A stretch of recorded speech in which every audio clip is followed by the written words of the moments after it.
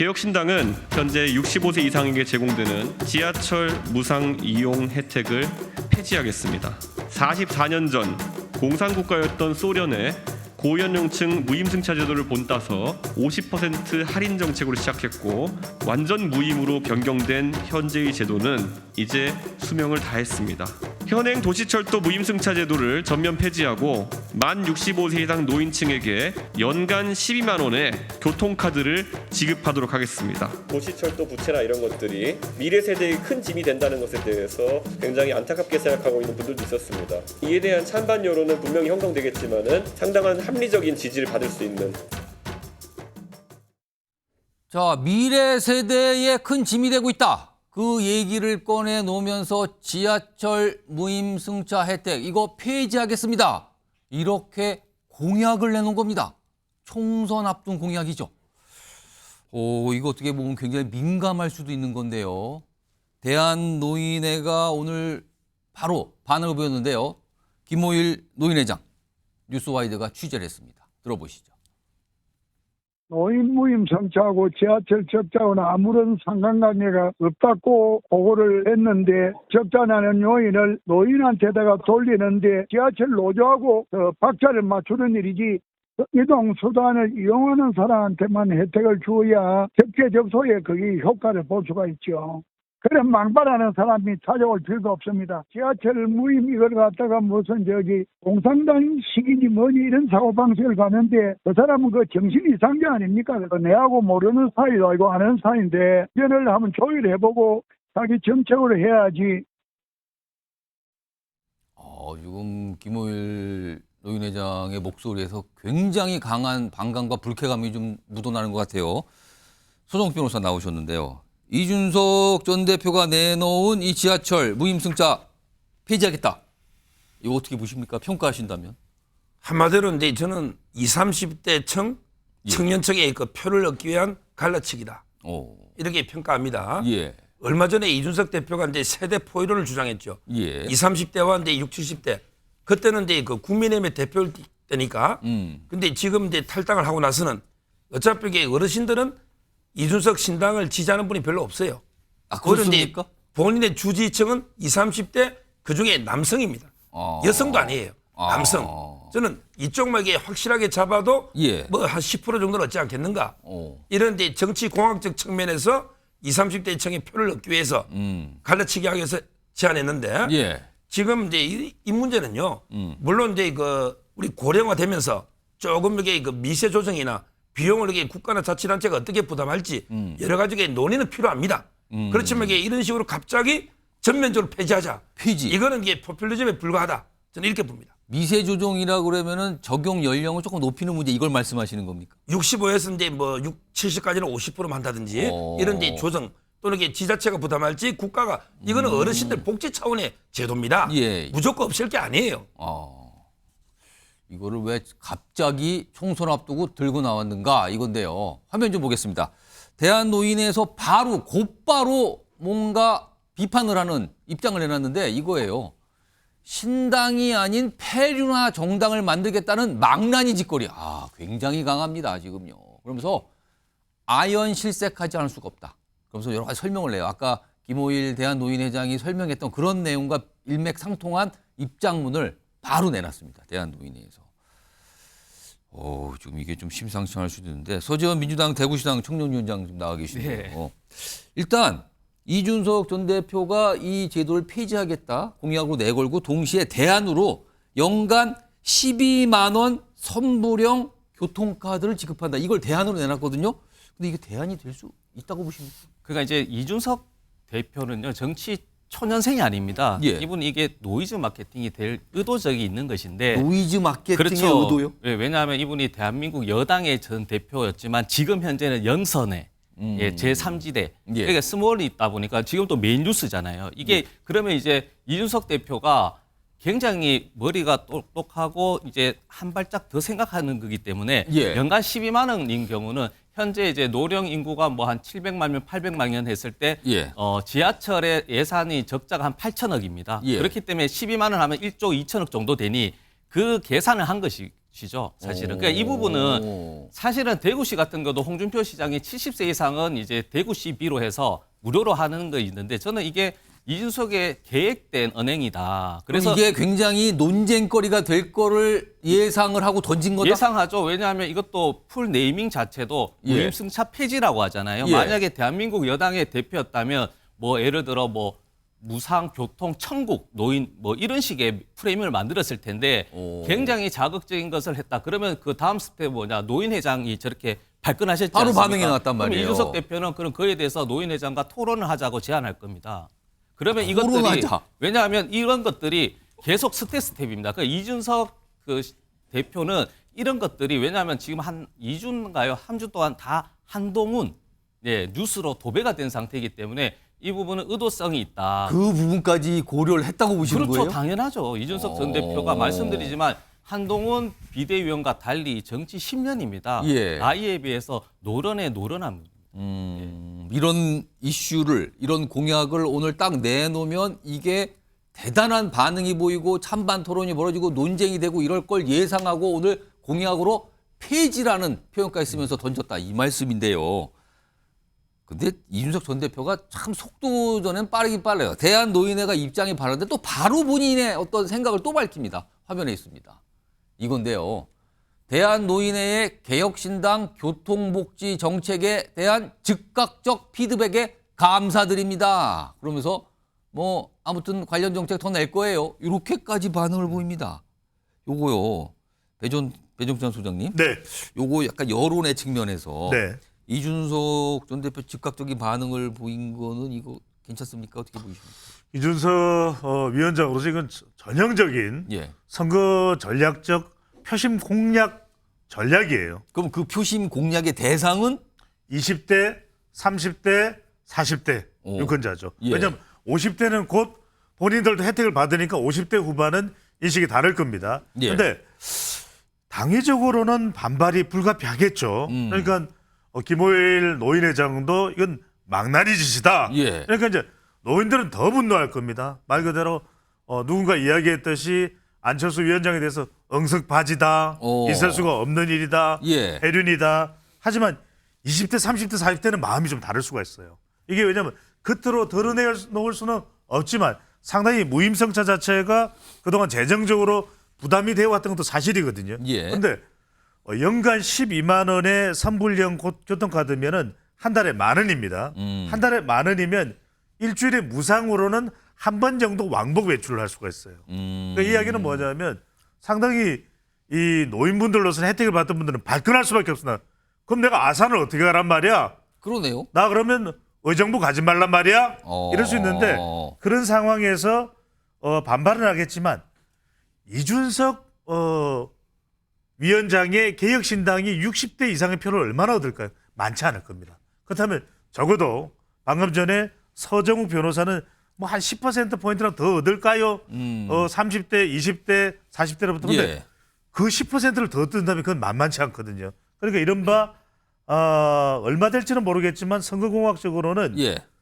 20대, 30대, 40대는 표가 더 들어올 거예요. 그렇지만 20대, 30대는 드러내놓고 찬성합니다 이렇게 나오지는 않을 거예요. 그러니까 이른바 인터넷 이 SNS 물밑에서는 예. 찬성합니다, 찬성해요, 예. 예스해요 이런 이야기가 나올 겁니다. 그럼 그 표를 수확을 할 때, 걷어들일 때 이준석 대표는 상당히 효과적인, 이준석 위원장은 상당히 효과적이었다 판단을 하겠죠. 그러면은 사실은 세대별로 분명히 반응이 다를 거라는 거를 예측을 하고 젊은 세대는 반응을 보이고 호응할 것이다. 반면에 노인층 세대는 어차피 안 칠 것 같으니까 상관없습니다. 약간 이렇다는 겁니까 지금요? 이게 제가 말씀드렸듯이 옳으냐 그러냐가 문제가 아니라 예. 내 쪽으로 어떻게 하면 표가 올까. 그러니까 이슈는 불이 튀어야 돼요. 하거나 말거나 한 이슈는 예. 불이 안 튑니다. 불이 튀어야 방금 전에 우리 서 청년위원장도 예. 이야기를 했듯이 그래야 국민의힘에서도 또 뛰어들고 민주당에서 뛰어들면은 이준석 위원장 판단할 때는 그래 내가 이 기름에 불에 기름을 잘 끼얹었네. 예. 이렇게 이제 판단한 이른바 이 이슈가 불꽃 튀는 이슈 파이팅이 되는 거죠. 지금 이 배용찬 소장님 저 여론을 보시니까 약간 요거를 정치 공학적 측면에서 조금 분석을 해 주셨는데 그런데 이거를 일각에서 딱 오늘 이 얘기가 나오니까 이준석 전 대표 관련해서 이거 또 갈라치기 아닙니까? 여기서 중요한 건 또 갈라치기 아닙니까라는 반응이 나왔다는 거예요. 또가 붙었거든요. 앞서서 사실은 남녀, 여성가족부 관련해서 그런 얘기를 들었었거든요. 과거 목소리거든요. 들어보시죠. 여성가족부는 부처의 존립을 위해 특임 부처의 영역을 벗어나는 일을 계속 만들고 있다는 의심을 지울 수가 없습니다. 수명이 다했거나 애초에 아무 역할이 없는 부처들인 것입니다. 여성가족부 폐지 문제 같은 경우에도 여성 중에도 거의 절반 가까운 분들이 부처로서의 수명이 다했다는 인식을 같이 한다는 여론조사가 있습니다. 비효율적인 부처에 대한 조정으로 본다면은 더 넓은 어떤 지지층을 구할 수 있는 것인데 정당이 가장 손대면 안 되는 표가 정치 혐오에 기반한 표거든요. 그러니까 정치 개혁을 하지 말라 하나 이런 선악 구도로 가는 순간 굉장히 포퓰리즘적인 많이 튀어나오거든요.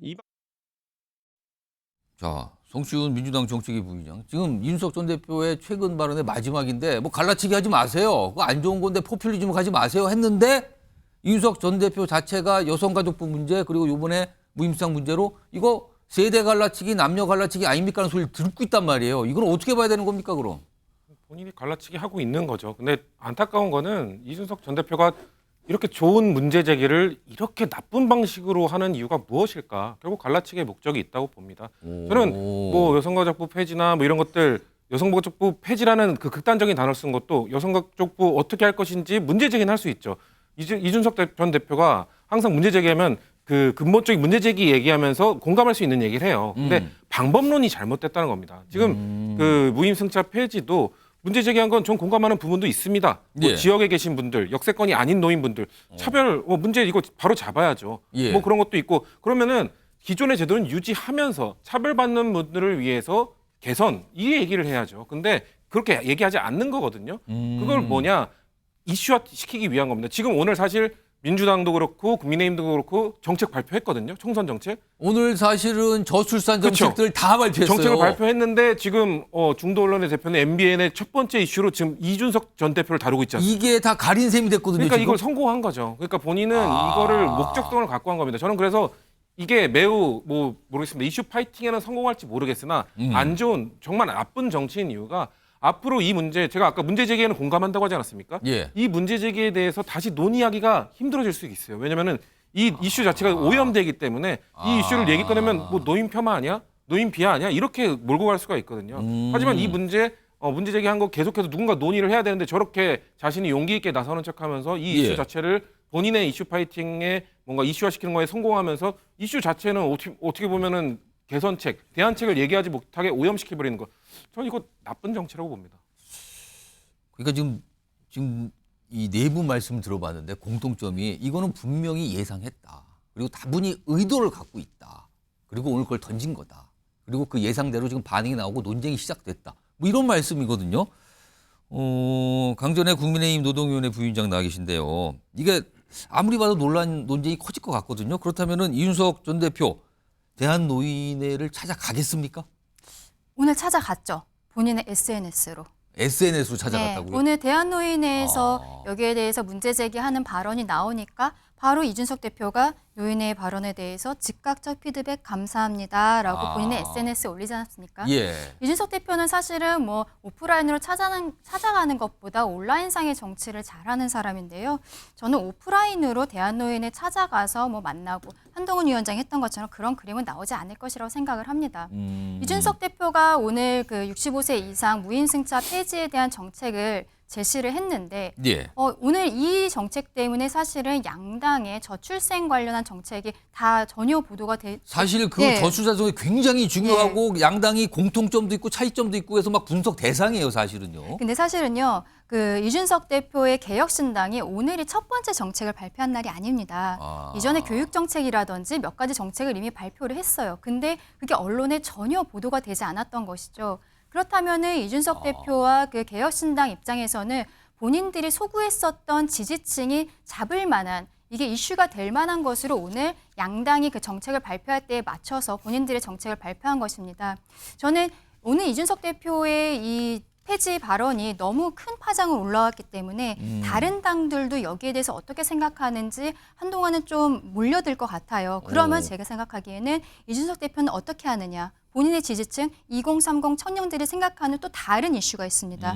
국민연금이라든지 왜 우리가 젊은 층이 이래가지고 어른들을 이렇게 도와야 하는가에 대한 근본적인 그 물음을 갖고 있는 부분들이 있잖아요. 제 예. 생각엔 이준석 대표는 노인회를 찾아가거나 더 이상 이 이슈에 대해서 얘기하지도 않고 다음번 2030 세대들이 생각하는 이슈를 계속적으로 파이팅해 나갈 것으로 그렇게 생각이 됩니다. 서재원 잠깐만요. 저 차례대로 순서대로 질문 드릴게요. 이거 뜨거워졌어요 지금. 일단 서재원 위원장께서 말씀하시고요. 제가 질문을 하나 더 추가를 하면 이 이슈에 대해서 민주당은 뭐라고 입장을 낼 것 같습니까? 민주당은 당연히 반대죠. 왜냐하면 이것은 8천억이라는 게 적자가 비용이 아닙니다. 이 투자입니다. 투자.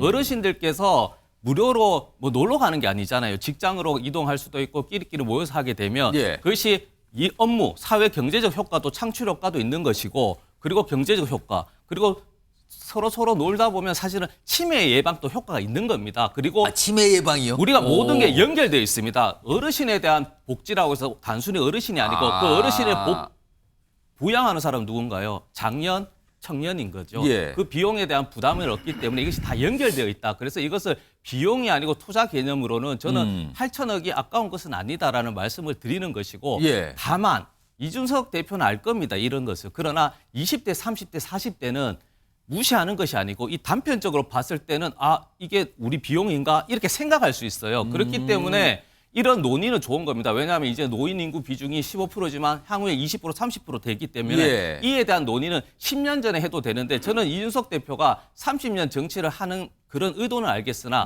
국민들과 지금의 어떤 유권자들은 30년이 아니고 3년 뒤를 바라본다. 그래서 저는 이건 앞서간다. 왜냐하면 저도 드론 택시가 이제 앞으로 상용화 될 겁니다. 그럼 드론 택시 무상으로 사용할 수 있게 하는 정책은 10년 뒤, 20년 뒤는 현실성이 있지만 지금 이야기하면 공감 능력이 없잖아요. 그래서 저는 이준석 대표에게는 그런 이슈 파이팅에 대한 노련함은 있습니다. 왜냐하면 전에도 천하용인 할 때도요. 처음에 나왔을 때 포스터 이미지 굉장히 노이즈 마케팅 심했어요. 그 욕설 걷던 그런 부분. 그러니까 이런 부분은 뭐 조금 뭐 이준석만의 전략인데 저는 바람직하지 않다 보는 것이죠. 손정욱 변호사.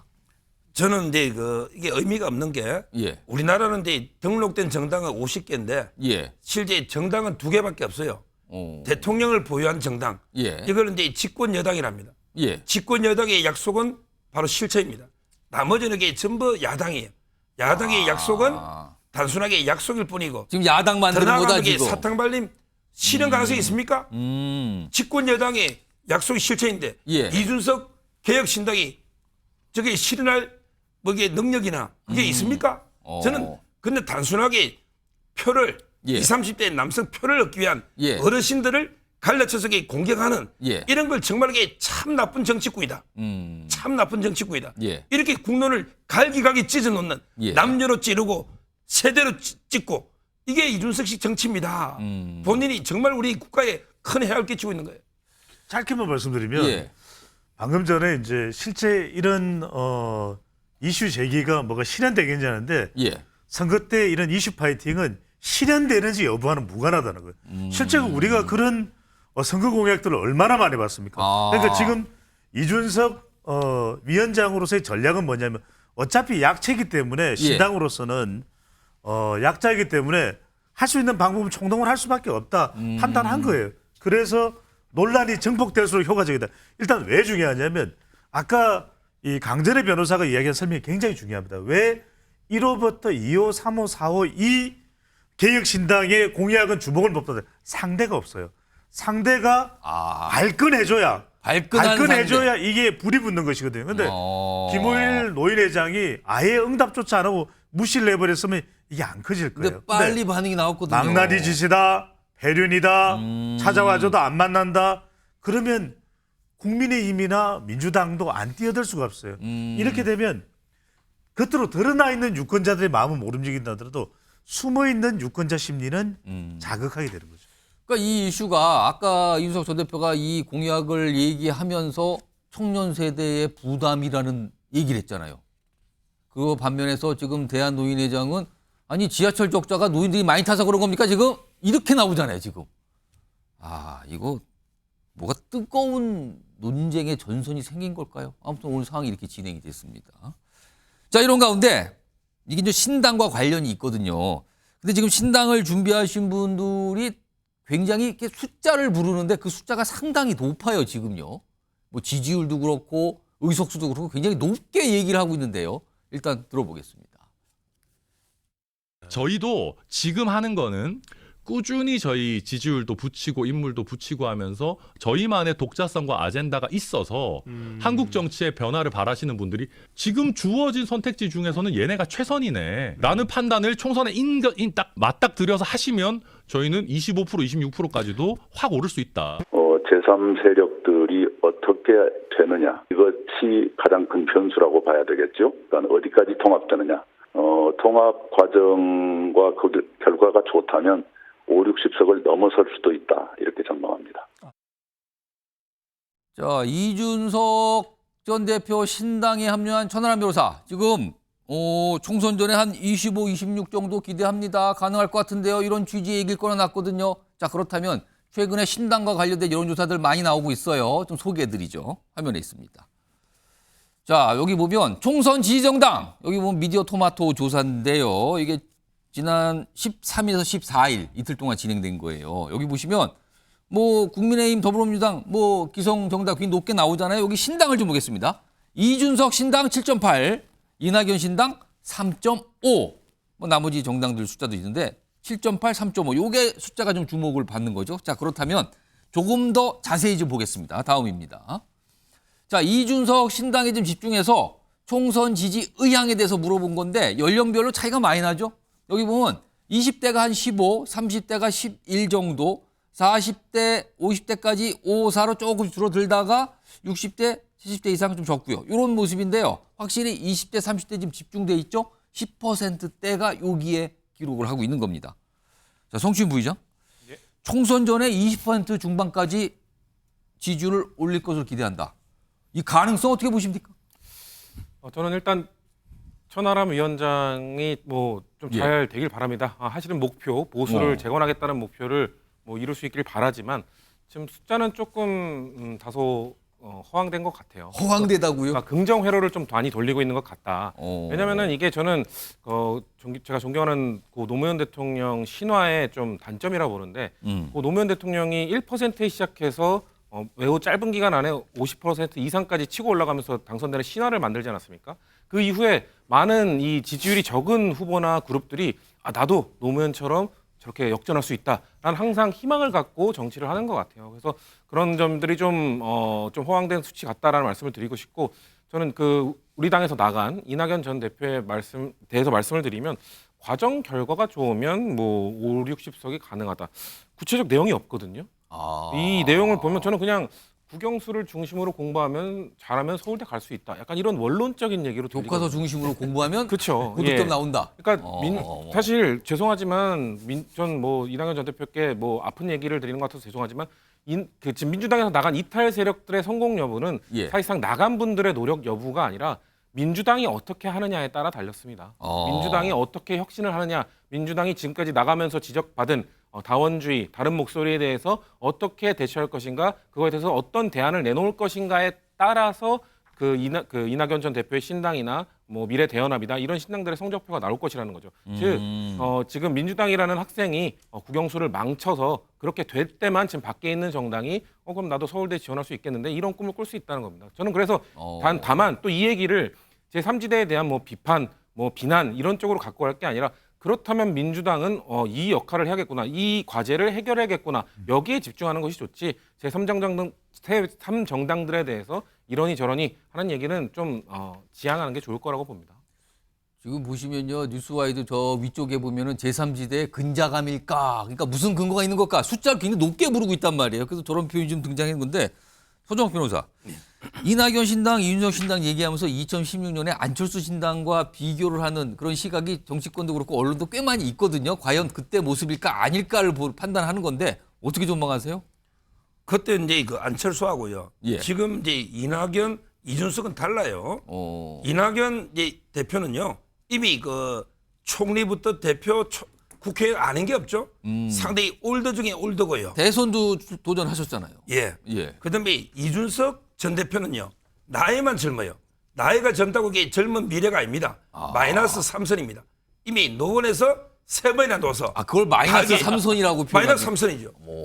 저는 이분들이 이준석 전 대표도 정치판에 때가 묻을 만큼 묻은 이런 데 정치꾼입니다. 예. 이래서 이게 어떻게 새 정치를 내세워서 되느냐, 첫째. 그다음에 두 번째 이제 지역 기반인데 예. 뭐 저는 개인적으로요, 이준석 전 대표는 이게 지역 기반이 없잖아요. 대구가 기반은 아니에요. 예. 다만 이제 이낙연 전 대표는 이준석 대표하고 손만 안 잡고 독자적으로 행보하면요, 예. 호남에서 이게 조금 얻을 겁니다. 왜 고향이 호남이고 여러 이제 기반이 있죠. 근데 만약에 이낙연 대표가 이준석 대표가 손을 잡는다. 예. 저는 이제 낙석 연대랍니다. 예. 낙석 연대. 예. 근데 그래 되면요, 호남 사람들도 이게 이낙연 대표 안 찍습니다. 왜? 이준석 대표가 주도하는 당이 돼요. 그러면 이제 이낙연은 이준석 밑으로 갑니다. 따라서 저는 결국은 이제 결론적으로 예. 두 분이 연대하면 어느 지역도 이게 지지 안 합니다. 결국 낙석 연대가 되면 아마 이제 제3지대는 처참하게 참패로 끝나고 예. 결국 이제 국민의힘과 민주당 예. 양당 체제로 돌아갈 수밖에 없다. 이렇게 보이고, 만약에 이낙연 대표가 그나마 독자 노선 가면 예. 호남에서 이게 조금 선전해서 좀 건지지 않을까 이렇게 예측합니다. 제가 짧게만 말씀드릴게요. 예. 왜냐하면 이건 데이터를 보면서 분석을 해야 될 것 같아요. 데이터. 그냥 막연한 어떤 정치적인 상상력을 동원해서 분석하는 것은 선거 때는 바람직하지 않다. 왜냐하면 누가 지금 상상력을 동원했다는 겁니까? 지금? 노코멘트 하겠습니다. 예. 근데 이제 기존 거대 정당은 현실감에 따른 판세 분석을 하는 게 맞아요. 예. 그걸 오히려 뻥튀기를 하는 순간 안 됩니다. 예. 오히려 역풍이 봅니다. 그런데 그럼 현실감을 가지고 데이터를 가지고 그렇죠. 분석을 해주세요. 지금. 여의도에는 감이 두 개가 있습니다. 기존 거대 정당은 현실감. 예. 그렇지만 신당은 기대감이죠. 아무것도 없는 신당이 어떻게 현실적인 이야기를 하겠습니까? 예. 그래서 이 현실감을 가지고 이야기해야 될 때는 가장 선거 때 많이 먹는 간식이 뻥튀기입니다. 뻥튀기를 해야 돼요. 그래서 50석 할 수도 있고 60석 그래야 희망이 계속 부풀지. 우린 별로 잘 될 까닭이 없습니다. 우리가 뭐가 있습니까? 일단 우리 그렇게 거덜났죠. 그렇게 할 수는 없는 것이고. 근데 여기서 중요한 것은 결국 이제 선거가 크게 변한 건 뭐냐면 이제는 지역 기반, 직업 기반으로 힘들어요. 정의당도 더 이상 안 되잖아요. 노동자. 그러니까 뭘로 해야 되냐면 세대 기반은 가능합니다. 여전히. 그래서 이준석 위원장이 노인회장의 저 반발에도 저렇게 하는 이유가 아까 지하철 관련 이슈 꺼낸 게 이유로 보이고 예. 또 하나는 이슈로 가야 돼요. 이슈는 사람을 모을 수 있습니다. 그래서 아까 보면은 이준석 신당을 지지하는 쪽에 보면 이슈 때문에 40대도 그렇지만 60대가 좀 올라가요. 그런 것들 좀 보시면 될 것 같고. 그래서 이제 결과적으로는 실질적인 견인을 할 수 있느냐 아니면 구름 잡기를 하느냐인데 예. 결과적으로는 세 가지입니다. 이념적인 유연성이 얼마나 있느냐. 그래서 그걸 빨아들일 수 있느냐. 그다음에 정책적인 폭발성, 뻥! 예. 빅뱅이 되는 그런 정책이 있느냐. 마지막으로 인력적 다양성. 이게 중요합니다. 신당은 이걸 해낼 텐데 아까 호남에 대해서는 우리 서정 변호사와는 저는 반대입니다. 왜냐하면 적어도 호남에서 이낙연 전 총리가 이준석과 손잡는다고 안 돼. 그럴 거 아닙니다. 그만큼 호남의 공들인 이준석이에요. 오히려 호남은 두 사람이 손을 잡으면 예. 호남은 일단 민주당이 우선이기 때문에 민주당이 아닌 호남을 말하거든요. 예. 이들은 손잡는 걸 좋아할 거예요. 자, 일단 제가 지금 소재원 위원장하고 강전의 부위원장께 똑같은 질문을 드리고 관련된 뭐 지금 앞선 이슈 얘기할 수 있는데 일단 오늘 이준석 전 대표의 측근으로 꼽히는 한 분이 공개적으로 밝힌 게 이준석 전 대표가 총선에서 세종시에 출마할 수도 있다는 취지의 설명을 꺼내놨어요. 네. 이건 어떻게 보십니까? 그게 이제 다 연결되는 겁니다. 이게 현실적인 얘기는 지금 데이터잖아요. 예. 이준석 지지율이 7.8%입니다. 제가 만약에 저도 선거 3번 나왔지만 선거 후보자는요. 총선 국회의원 1.8억에서 2억 듭니다. 예. 15%가 중요합니다. 왜 선거비 보전이 있거든요. 그렇죠. 그 기준입니다. 그렇기 때문에 세종이란 것이 새로움 그리고 신도시. 그러니까 지금은 조금 죄송하지만 어르신을 비하하더라도 20, 30, 40대가 움직여줘야 됩니다. 그래서 숫자 데이터가 최소한 13, 14, 15가 되어야지 253개 지역에 주황색 입은 혹은 다른 옷을 입은 후보들이 뛰어야지만 이준석 대표도 살고 삼지대도 살기 때문에 저는 좋은 의미로는 예. 이준석 대표가 혼자 비판받고 이것을 책임감으로 포장을 하게 되면 이런 비난받고 세종시도 마찬가지입니다. 그런 의도 하나로서 이렇게 이슈를 던지는 것이지 이것이 세종으로 갈 것인지 그거는 중요하진 않습니다. 지금. 알겠습니다. 자, 강전의 부위원장은 세종시 출마 설이 네. 아주 구체적으로 나온 거예요. 가능성이 열어두고 있다고 지금. 이거 어떻게 보세요? 이기인 도의원이 그렇게 오늘 이야기를 한 것으로 보도가 되었는데요. 저는 현실적으로 그렇게 하기는 어려울 것이다라고 생각을 합니다. 왜냐하면 그동안에 그 이준석 대표가 노원에 대한 애정을 굉장히 많이 그렇습니다. 밝혔었죠. 예. 그리고 노원 갈비집 선언 뭐 이런 것도 있었고요. 근데 만약에 여기에서 오늘 한 얘기는 세종이 뭐 젊은 도시, 미래 도시 이미지가 있어서 개혁신당 이미지와 맞기 때문이다라는 이야기를 이기인 도의원이 했는데요. 그렇다면은 만약에 이준석 대표가 세종에서 출마를 한다면 국민들은 이런 생각할 수밖에 없습니다. 노원은 결국 노원에서 당선되기 어려울 것 같으니까 신당 창당한 거 아니야? 이 생각 안 할 수가 없거든요. 그게 또 부담이 될 수도 있겠네요. 예, 그렇습니다. 그렇다면 이 신당의 추진력이라든지 그 개혁 의지라든지 이것이 지금 이준석 대표로부터 지금 다른 같이 하는 사람들이 있긴 하지만 사실은 지지자들은 이준석 한 명을 바라보고 있다고 생각을 해야 될 것 같거든요.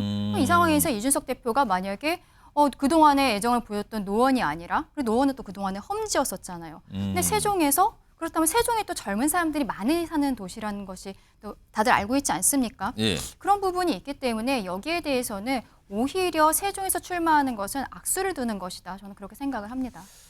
자, 이준석 전 대표가 만드는 신당과 관련된 출마 세종 얘기가 나왔고요. 그리고 앞서서는 이 65 이상 되시는 분들 지하철 무임 승차인데 이걸 폐지하겠다는 공약. 어떻게 보면 정치권에 약간 뭔가를 던진 것 같단 말이에요. 지금 논쟁이 시작된 것 같기도 하고요.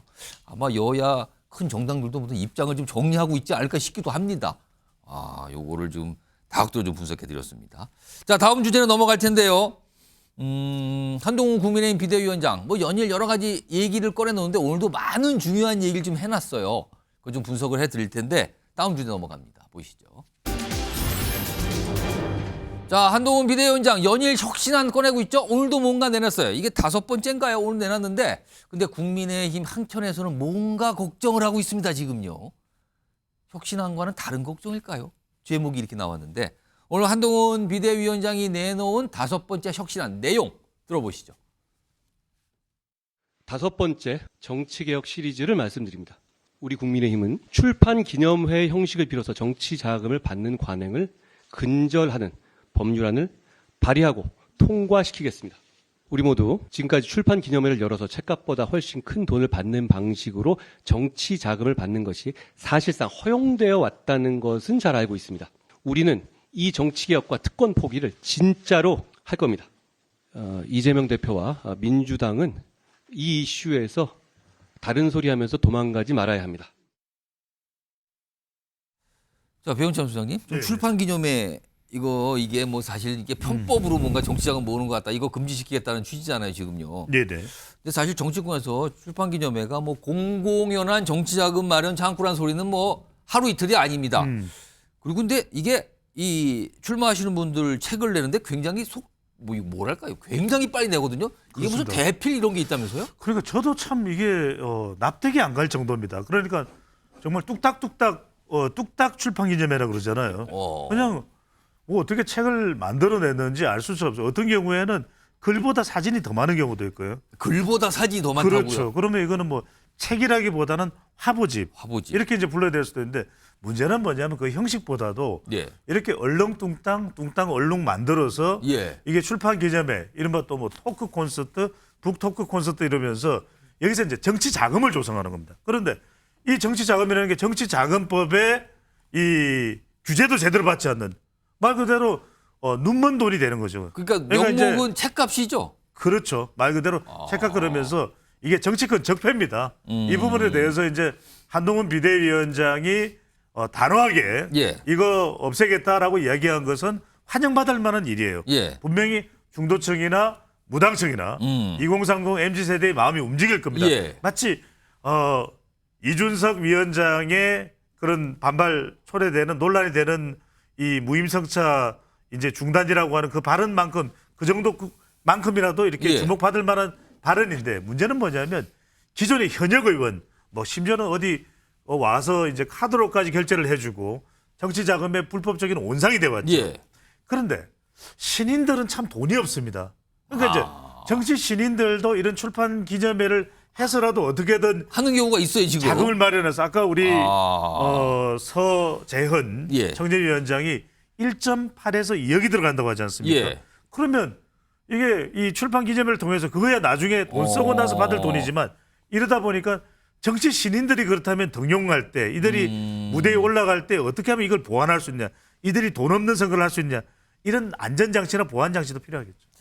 요거요, 성시윤 부의장께는요, 이게 좀 민주당 보고 답하라 그랬어요. 이 이슈 피하지 말고 답하세요라고 그랬거든요, 지금. 네. 그 민주당은 어떻게 답을 합니까, 이거? 저는 한동훈 위원장 지금 5호잖아요. 5번째. 지금 문제 제기하는 정치 개혁안 보면은 아까 제가 이준석 그 전 대표의 이런 정책 제안 참 나쁜 방식이다라고 했는데 한동훈 위원장이 더 나쁩니다. 아, 왜냐하면 더 나쁘다고요? 이준석 전 대표는 고민이라도 했고 대안도 있고 발전시켰는데 방식을 정말 나쁜 방식으로 한 거지.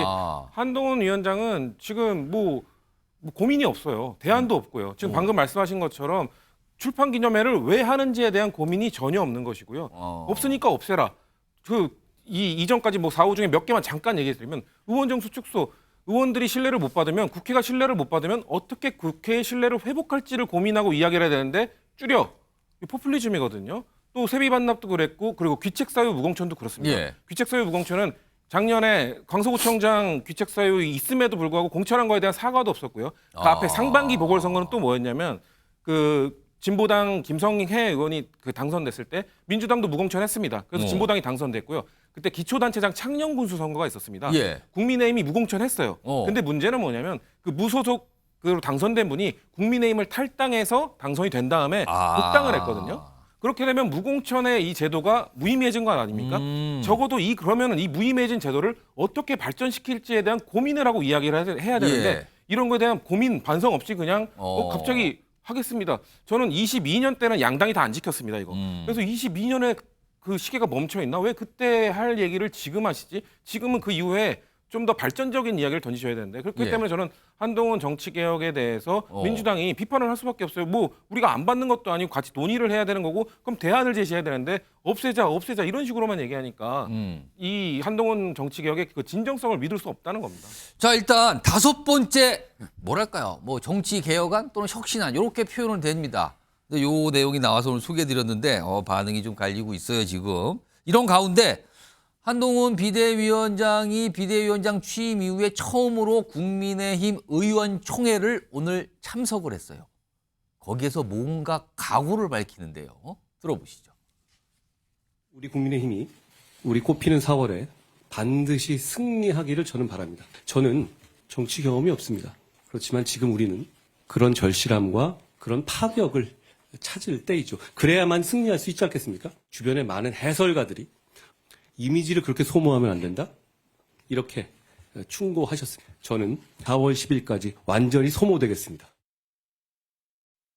뭐 그냥 달아버리겠다, 그냥 다 소모되겠다. 각오돼 있습니다. 약간 엄청난 각오긴 해요. 본인을 보고 소모라는 표현을 쓰면서 완전히 소모하겠다라 그랬단 말이에요.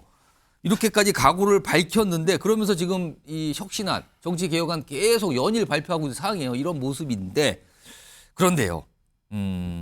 국민의힘 한편에서 특히 최근에 영입된 인사분들 중심으로 뭔가 지금 걱정 그리고 이건 좀 해야 되는데요. 라는 얘기가 나옵니다.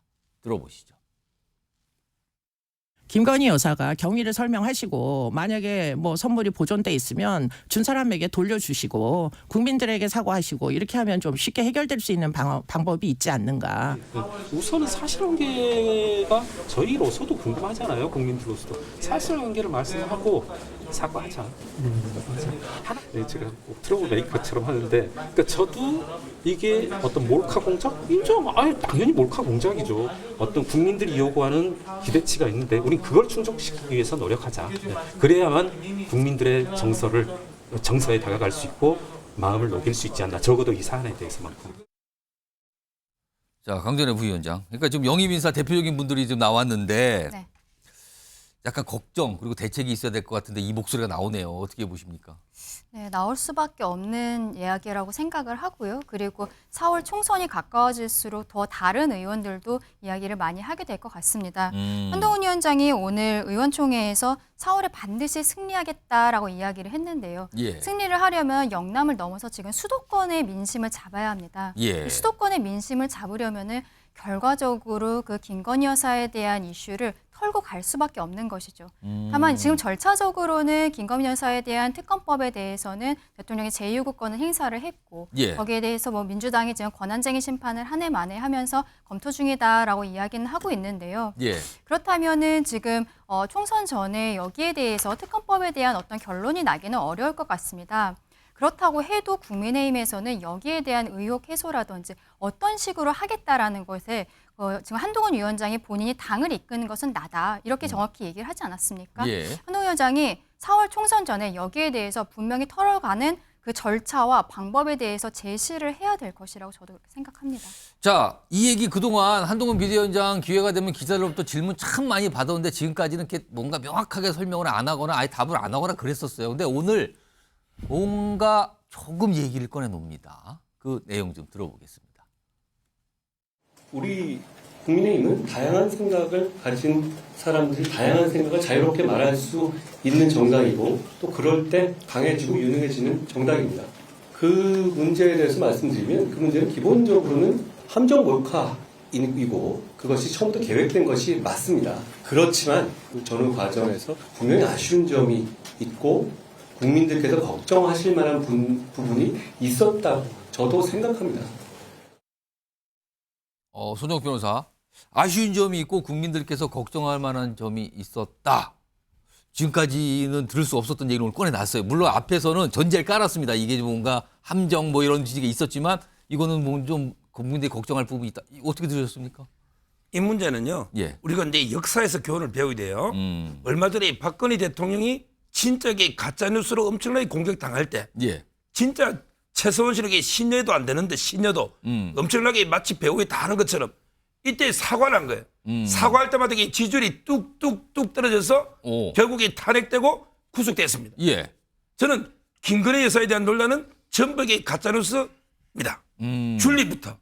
그다음에 논문 학위 조작도 이게 다 학위 받기 맞아요. 그리고 주가 조작 전부의 다 가짜뉴스입니다. 이런 공격에 굴복해서 사과하는 순간에 그렇게 특검 받는 순간에 예. 어떻게 되느냐? 윤 대통령 지지율은 10%로 떨어져요. 그다음에 국민의힘은 선거에 참패합니다. 예. 진짜 이걸 이게 일부 보수 패널이라는 사람들도 특검 받아야 되는 거 아니야? 이거 명분배 이거 사과해야 되는 거 아니야? 예. 사과하면 그러면 이게 민주당 지지하는 사람이 윤석열 지지합니까? 이거는요. 이미 특검법은 법의 영역이 아니고 정치 영역으로 넘어온 거예요. 예. 윤 대통령을 지지하는 사람은 반대하고 예. 윤 대통령에 대한 비판적인 사람은 찬성하는 거예요.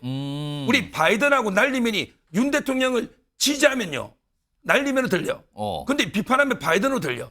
이미 기도요. 기도 정치화 되는 겁니다. 예. 이미 김건희에서 특검은 기가 정치화됐다고요? 기 듣는 거요. 예. 따라서 이 문제를 순진하게 그 옛날에 우리 좌파 진보의 박근혜 대통령 무너졌잖아요. 예. 이 김건희에 대한 가짜뉴스는 일고의 가치 없이 그냥 거부권으로 단호하게 대처해서 돌파해야지. 여기에 뭐 사과하니 특검 받니 이러는 순간에 당은 무너지고 보수는 괴멸됩니다. 사과 뭐 이런 거 안 된다. 이 말씀을 지금 강조해 준 건데 자, 이번에는요. 이제 민주당 소속이신 서지현 위원장. 요거 아까 한동훈 이 위원장의 약간 아쉬운 지점이 있고 점이 있고 국민들께서 걱정하는 점도 있다. 요거를 얘기를 꺼내놨거든요. 요거 어떻게 들으셨어요? 그러니까 이제 뭐 임금님기는 당당히 기라고 있는데 대통령기는 뭐 거부권 기라고 하나요? 이게 사실 이게 대통령께서 결단을 하셔야 돼요. 이 부분은 범죄 행위가 맞고 이 지금 뭐 어느 가방이 어디 있을 거잖아요. 이 부분은 실수했다. 그리고 이것은 뭐 불구속이든 구속이든 뭐 책임지겠다 하면 되는 것이고 더 큰 문제는 김건희 특검법을 대하는 겁니다. 이게 오늘 대통령께서도 지금 금투세 완화해서 세수 한 해 막 2조 3조씩 손해보면서도 주가 부양하려고 하는데 거기에 빠진 게 김건희 특검, 죄송합니다. 도이치모터스 특검. 예. 도이치모터스 특검만 하자고 했었으면 주가 부양됩니다. 이게 민생 정책이거든요. 그리고 저는 윤석열 대통령이 뭐 잘한 게 있냐고 민주당 공격하는데 잘한 게 있습니다. 이게 헌법에 대한 공부라든지 살아있는 공부를 할 수 있어요. 왜냐하면 지금 거부권을 행사했잖아요. 근데 이거 배우자잖아요. 이해충돌 관련해서도 권한쟁의를 받을 만한 것이 이것이 만약에 우리가 사면권도 대통령의 고유 권한입니다. 만약에 어떻게 해서 김건희 배우자도 감옥에 가시고 지금 장모도 감옥에 가시고 그럼 사면권도 대통령의 권한이기 때문에 내 배우자, 내 장모 사면하면 안 돼요. 사면심의위원회에서 이런 조건이 돼야 됩니다. 그런데 거부권은 없어요. 그래서 저는 이것도 헌법에서 뭐 시행령으로 하든지 간에 권한쟁의를 통해서 이 거부, 이해충돌, 자기 배우자라든지 가족에 대해서는 이게 살아있는 공부입니다. 이 헌법에 대한 개정이 필요한 것이기 때문에 도이치모터스든 김건희 특검에 대해서도 이런 과정이나 결과도 중요하지만 이 헌법에 대한 보완 부분, 왜냐하면 사상 초유의 일을 하셨기 때문에 이 부분도 거부심의위원회라든지 이렇게 하면 여러 가지 제도적 보완이 필요한 것을 살아있는 공부를 해주신 장점이 있는 겁니다. 자, 지금 민주당은 특히 한동훈 위원장이 계속 그 질문을 하고요. 그리고 뭐 또 이른바 용산 이쪽을 쳐다보면서도 계속 얘기하고 있는 상황이에요. 지금 이 서 전 위원장도 약간 그런 말씀을 하신 것 같은데 이런 상황에서요. 이게 지난 15일이니까 며칠이 좀 지났어요. 이렇게 좀 약간 며칠 늦게 알려졌죠? 화면 좀 보겠습니다. 이겁니다. 이게 뭔가 심평 변호사의 SNS인데 심평 변호사는 한때 뭐 윤석열 대통령과 굉장히 가까운 사이, 뭐 멘토라고 알던데 지금은 약간 멀어졌다 이런 평가 받는 분인데 시를 하나 올립니다. 그 시의 제목은 슬픔의 의미. 이 제목도 조금 이게 뭔가 좀 그런데 이제는 나의 때가 지나갔다. 뭐 이런 표현이 들어가요. 그 뒤에 보면 헛헛한 발걸음을 돌리니 슬픔의 쓰나미로 변한 뭐 과거가 뭐 이런 내용이 들어가 있다. 제목이. 이제는 나의 때가 지나갔다. 근데요, 심평 변호사가 요 시를 올렸어요. 근데 여기에 윤석열 대통령이 지금 뭐 새벽 시간대로 알려졌죠? 좋아요를 눌렀답니다. 좋아요. 그렇다면은 좋아요라는 거는 통상 어떤 그 글, 어떤 내용에 대해서 저도 공감합니다. 이런 의미거든요.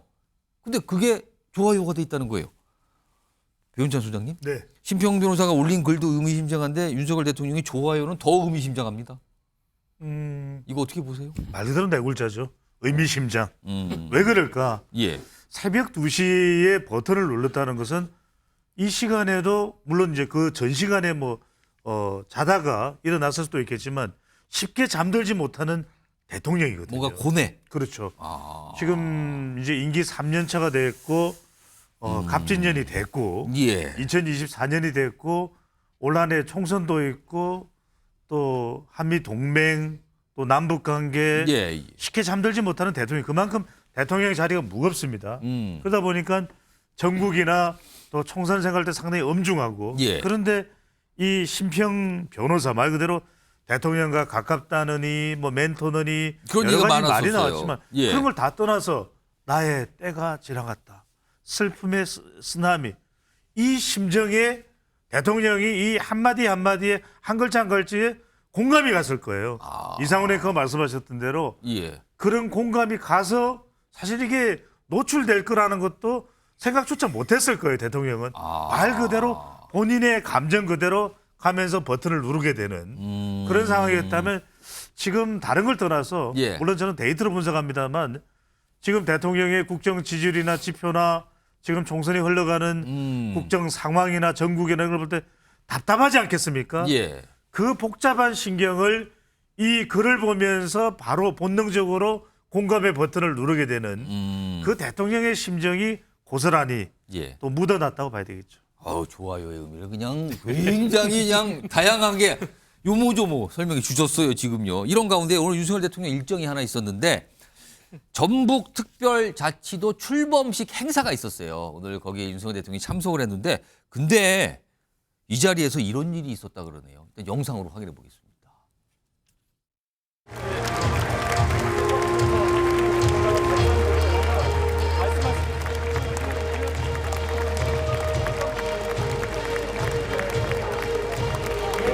이러시면 안 됩니다, 대통령님.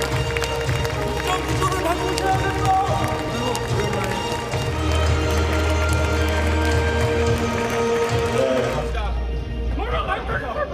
네, 인권주방송 유진수 아나운서입니다. 반갑습니다.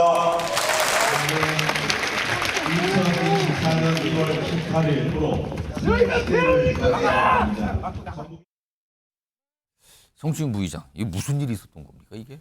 지금 진보당 김성희 의원인가요? 예, 그 국정 기조를 바꿔라라고 예. 외치면서 뭐 악수한 손을 뭐 안 놨다라는 얘기도 있네요. 그래서 그런 김성희 얘기- 의원이나 강성희 강성, 예, 강성희 예, 의원입니다. 바로 예, 잡겠습니다. 예, 예. 그 다른 지역에 나오신 아무튼 강성희 의원께서 그런 얘기를 했다고 하셨는데 글쎄요, 그 국가 공식 행사 아닙니까? 그렇습니다. 국가 공식 행사에서 저런 발언을 하는 것이 과연 적절할까라는 의문도 사실 있습니다. 대통령이 입장하는데 뭔가 얘기를 거라고 악수하는데 악수하는 손을 또 이렇게 좀 오래 잡고 있었나 봐요. 뭐 악수하면 정말 악수하면서 국정 기조 바꾸십시오 하고 넘어가면 되죠. 예. 그 정도까지는 인정할 수 있다고 생각합니다. 하지만 계속해서 저렇게 외치면서 국가 공식 행사에서 저러는 건 문제가 있지 않나라는 말씀을 드리고 싶고 하지만 또 그런 건 있습니다. 그 나라의 민주주의의 수준이라는 것은 국격이라는 것은 또 정치의 수준이라는 것은 반대 목소리를 내는 사람을 어떻게 대하는가 그거에서 갈리는 거거든요. 저는 미국 정치 보면서 예전에 오바마 전 대통령이 예. 본인의 연설 중에 막 반대 목소리를 내는 청년을 제지하려고 하고 마치 저런 것처럼 공식 행사에서 이렇게 쫓아내려고 하니까 제지하지 말라. 청년의 이야기를 들어보자. 이것이 미국의 민주주의다. 이렇게 얘기한 적이 있거든요. 그리고 트럼프 전 대통령은 그런 지지자가 있으면 싸워요. 현장에서 그냥 싸웁니다. 뭐 욕설도 하면서 싸우는데 그래서 저는 그 한동훈 뭐 다른 정당의 비대위원장이지만 한동훈 비대위원장이 그 신년 인사에 돌다가 그 이재명 대표의 테러 사건 때 예. 어떤 지지자가 뭐 안 좋은 얘기를 했어요. 그랬더니 손짓을 했죠. 하지 말라고. 제지하면서 본인이 당한 것처럼 얘기해달라. 저는 그거 보면서 우리나라 저 대응은 우리도 배워야 된다. 다른 정당이지만 우리 민주당도 배워야 된다라고 생각을 했거든요. 근데 지금 방금 모습은 글쎄요, 강성희 의원의 잘못도 있고 저런 것들이 과도하다고 지적하는 것도 분명히 좀 왜냐하면 평소에 윤석열 대통령이 다른 목소리에 대해서 평소에 다 수긍하고 뭐 오바마 대통령처럼 했다면은 예. 저게 과다한 얘기는 없었을 겁니다.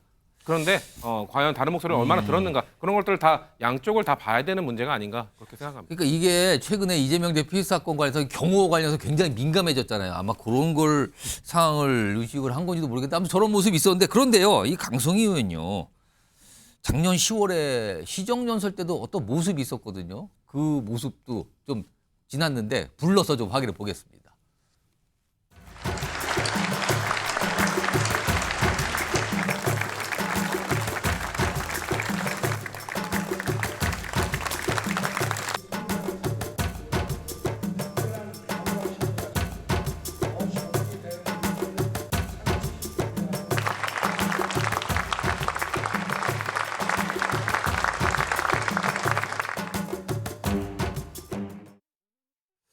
자, 손정 변호사가 영상을 보더니 꼭 할 말이 있다고 꼴막 그러셨어요. 말씀하세요. 옛날에 이거 김영삼 대통령 와이에스 있잖아요. 예. 이분이 이거 요덕 스토리 뮤직업으로 온 거예요. 그런데 제가 옆에 있다가 박진 의원이 오길래 반갑다고 하기 대통령 근처로 뛰어갔더니 예. 어디서 논지 경호원이 제 목살을 잡고 이게 완전히 끌어내버려요. 경호는 이렇게 하는 겁니다. 이거는 경호상이 위에고 경호는요 공산주의나 자유민주국가는 다를 수가 없어요. 왜 자유민주국가도 암살이 납니다. 미국 대통령 많이 암살됐죠. 근데 만약에 김정은 위원장한테 저렇게 해보세요.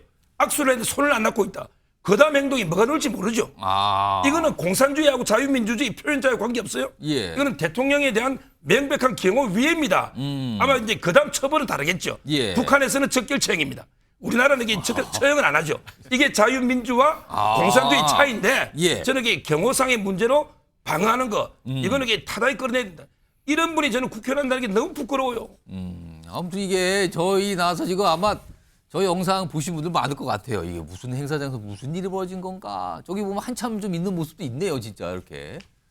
알겠습니다. 오늘 일에 있어서 좀 전해드렸고요. 자, 다음 주제 준비되어 있는데요. 여기는 뭔가 대구 얘기도 나오고요. 전직 대통령 얘기도 좀 섞여 있네요. 제목부터 확인해 보시죠. 총선 코앞인 내달 대구 북 콘서트가 있습니다. 대구 북 콘서트. 이 콘서트를 하시는 분은 박근혜 전 대통령. 회고록과 관련돼 있다고 그러거든요. 자, 다음 준비된 영상은 박근혜 전 대통령이 최근 얘기가 아니고요. 지난해 뭐 한 이 하반기 때 그리고 그거보다 앞선 그 전전해 때 뭔가 얘기를 꺼내는 게 있는데 들어보겠습니다. 개인적으로 내년 총선에 별 계획이 없습니다. 연관이 된 것이라는 이런 얘기는 하지 않았으면 합니다. 제가 이루고 싶었던 꿈은 다 이루지 못하였지만 못다한 이러한 꿈들을 저의 고향이자 유영아 후보의 고향인 이곳 대구에서 유 후보가 저를 대신하여 이루어 줄 것으로 저는 믿고 있습니다. 영상 보니까 뭐 유영아 변호사가 뭐 대신 뭘 이뤄줄 거다 뭐 이런 얘기까지 꺼냈었네요. 과거에요. 자, 화면 좀 보겠습니다. 아까 제목이 북 콘서트거든요. 그와 관련된 내용인데요. 박근혜 대구에서 회고록 북 콘서트를 열 예정인데요. 날짜는 2월 5일입니다. 대구의 한 호텔인데요. 여기에 일단 300명 정도가 초청을 받았다 그래요. 선별을 통해 300명.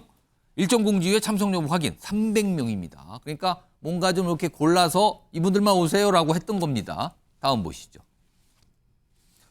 자, 회고록 내용은 이런 겁니다. 2012년 18대 대선 치러진 이후에 재임 기간과 탄핵 구명, 그리고 2022년 3월 달성군 사저에 입주하기까지의 과정, 그렇다면 2012년부터 2020년까지 한 10년 정도의 세월을 다룬 내용이 담겨 있다는 겁니다. 이 회고록에. 이 회고록 관련 북 콘서트를 하는 겁니다. 다음 하나 더 보죠. 여기 보시면 유영아 변호사, 요게 이제 언론에 요 얘기를 해놨는데 북 콘서트 관련해서는 드릴 말씀이 없다. 뭔가 좀 확인은 안 되고 있어요. 어떤 분들이 가시는지. 300명 정도로만 알려지고 있단 말이에요. 자, 요거 소재원 위원장. 지금 대구 계시잖아요, 대구. 네, 맞습니다. 소문을 좀 들으셨어요? 아니, 처음 들었습니다, 저도. 그렇군요. 네. 이게 사실은 시점이 총선을 앞둔 시점이고요. 그리고 설 명절 직전입니다. 이게 아마 내용이 행사가 열리고 보도가 되고 알려지면은 설 연휴 동안 굉장히 다 특히 대구적 회자되지 않을까요? 이거 네, 어떻게 보십니까? 이 의미를? 전국적으로 많은 관심을 가질 것 같고요. 뭐 박근혜 전 대통령께서 뭐 북콘서트 열고 총선 나올 일은 없겠죠, 당연히. 그러나 유영아 변호사는 지난 보선 때 대구시장 후보로도 박근혜 전 대통령께서 굉장히 많은 지원을 했었어요. 근데 떨어졌단 말입니다. 그런데 유영아 변호사에 대한 애틋함이 있는 것이죠. 그러니 이제 본인에 대한 어떤 정치적 행보보다는 유영아 변호사를 직접 간접적으로 돕고 싶은 마음이 저런 북콘서트로 실천적 행동으로 나온 것인데. 유영아 변호사가 총선에 출마하는데 그거를 돕고 싶은 마음이 저 행사 아닌가? 그렇죠. 이겁니까? 네. 그래서 뭐 최근에는 보면 윤석열 대통령께서도 급하지만 박근혜 대통령도 서울에서 만났지 않습니까? 근데 윤석열 대통령은 아시지만 우리 이재명 당대표 범죄자도 아닌데 피의자인데도 안 만나는데 본인이 30년 징역을 한 범죄자, 탄핵 대상인 사람을 한 달 동안 2번 만났어요. 윤석열 대통령께서. 그러면 개인적인 게 아니고 이게 공통의 목적이 같이 있는 겁니다. 총선. 그렇기 때문에 윤석열 대통령 입장에서도 대구에 가면요. 저보고도 굉장히 많은 어르신께서 말씀하세요. 그래, 좋다. 박근혜 대통령 감옥에 간 건 알겠는데 문재인 대통령한테 좀 이야기해달라. 좀 사면해달라 하셨어요. 그래서 저는 300명 비공개지 않습니까? 저는 그래서 개인적으로는 박정희 전 대통령을 사면한 우리 이제 대통령 있잖아요. 그래서 문재인 대통령을 아마 초청할 것 같아요. 여기에요? 그렇죠. 왜냐하면 사면했기 때문에. 그리고 대구의 어르신도 저도 경로당에 계속 가면 저한테 굉장히 비판 많이 하셨어요. 왜냐하면 그때는 문재인의 검찰총장이 윤석열이었거든요. 이분이 박근혜 대통령을 30년간 해서 감옥에 보내신 분이거든요. 그렇기 때문에 저는 이런 약간의 대구 감정도 있지만 박근혜 전 대통령의 개인적인 마음이 앞선 것이 북콘서트로 나타났다 봅니다. 자, 요거 강준혜 변호사께 질문 드릴 텐데 일단 300명이 초청을 받았다고 알려졌는데 일단 그 인사가 누굴지도 궁금하지만 만약에요.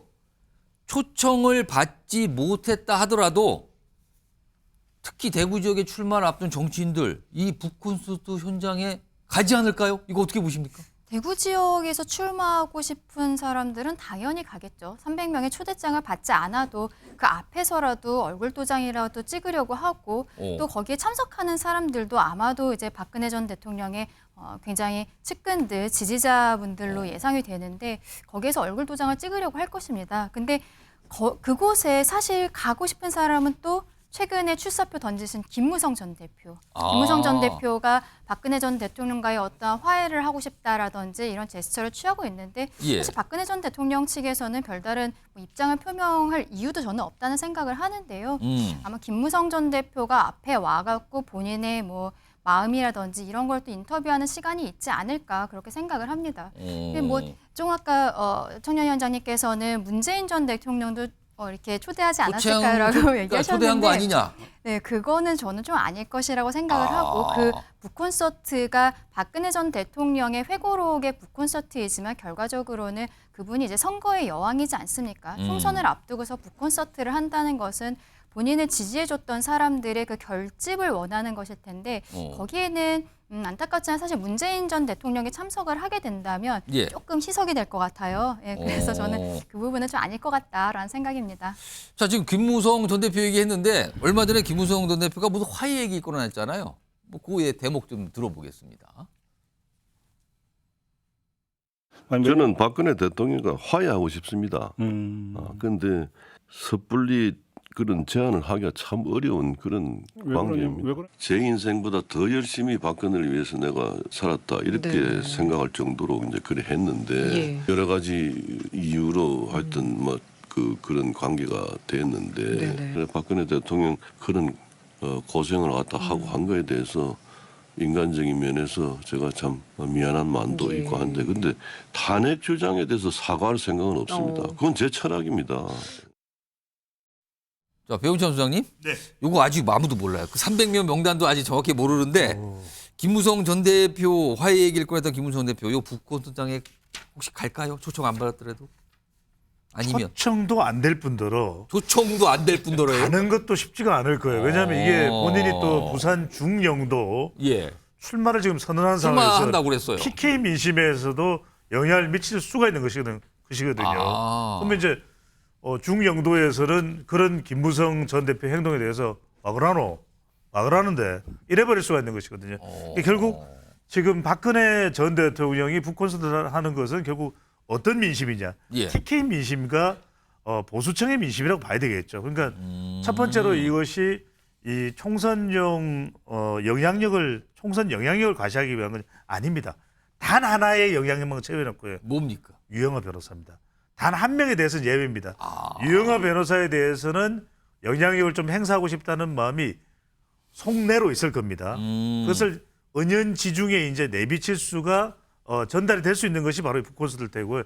더 큰 의미는 이 북콘서트를 통해서 국정농단 그것에 왜 나는 그렇게 억울할 수밖에 없느냐 그것을 설명하는 자리인 거죠.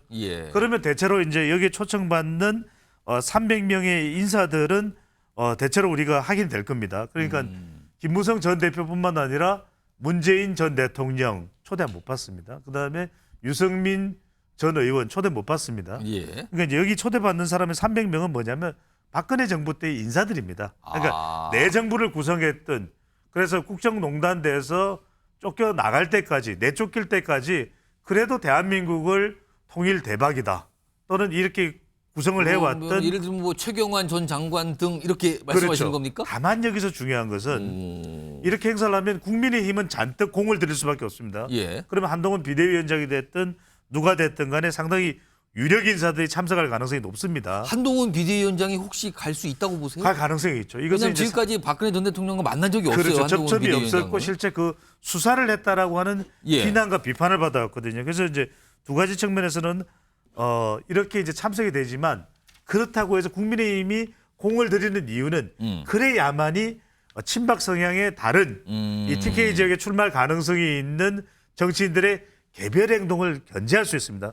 그리고 또 하나는 TK 민심에서 여전히 서문시장, 광천시장 뭐 여러모로 중요합니다. 동성로 뭐 이런데 이제 박근혜 전 대통령에 대해서 우리가 이만큼 공을 들이고 있어요. 박근혜 전 대통령에 대해서 하는 TK 민심을 고려하는 차원도 다분히 이 국민의힘에서는 이 북콘서트에 공을 들인다고 봐야죠. 마지막으로 수정욱 변호사께서 지금 다른 패널들 말씀하시는데 뭔가 빙글에 웃으시는 게 저는 뭐 알고 있는데요라는 표정을 아주 강하게 저한테 보여주셨어요. 지금요. 말씀하시죠. 제가 이제 유영하 변호사하고 자주 수시로 통화하고 이제 그 유튜브에서 저하고 대담도 하기로 했기 때문에 많이 듣잖아요. 이 행사는요. 신문에 연재하던 회고록이 끝나서 예. 이제 책을 내는데 예. 이거 유행한 변호사 지원하기 위한 거 아닙니다. 뭡니까? 지원하려면 그냥 저렇게 화면으로 지지 연설만 해주면 되지. 이런 행사가 왜 필요합니까? 예. 이거는 이제 박근혜 대통령의 어떤 역사적 법정에서 명예 회복. 정말 이제 억울하게 탄핵 구속까지 우리 예. 역사 법정이 중요합니다. 그러면 이게 진실을 2012년부터 그다음에 최근까지 과정을 밝히는 명예회복 역사법정 이런 차원이고요. 예. 제가 알기로 이게 정치인은 거의 없습니다. 누가 갑니까? 그다음에 기자들 질의응답도 안 받을 거예요. 아마 저는 이제 그 최경 뭐 옛날 정권 인사도 거의 없어요. 아마 이제 그냥 박 대통령과 친한 지인들 예. 끝까지 이게 지원해주고 도와주고 격려해준 일반 지인들 이분들이 선별된 거고요. 예. 아마 이제 그 한동훈 위원장은 갈지 모르죠. 그분은 이제 뭐 한 번도 상견례 안 했기 때문에 그렇죠. 저는 가겠다고 하면 아마 가겠다고 그까지는 하면? 이게 받지 않을까 이렇게 추측이 돼요. 일단 2월 5일인데 아마 그날 주목을 꽤 받을 것 같아요. 아까도 말씀드렸지만 누가 그 자리에 나타날지, 나타나면 무슨 얘기를 또 할지, 어떤 장면일지 뭐 이런 것 같습니다. 자, 지금 시각을 보니까요. 오후 6시 27분으로 들어섰습니다. 여러분께서는 지금 대한민국 시사의 중심 MBN 뉴스와이드를 보고 계십니다.